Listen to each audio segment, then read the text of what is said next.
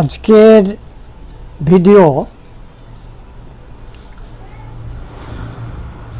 আমি এসি লাইনের যে লাগানো থাকে কম্পোনেন্টসগুলো এবং রেকটিফায়ার পর্যন্ত আমার আজকে এই ভিডিওতে বলবো। তাহলে পার্টসের পরিচিতিটা আমি করে দিই। তাহলে এটা হচ্ছে AC cord, main AC cord.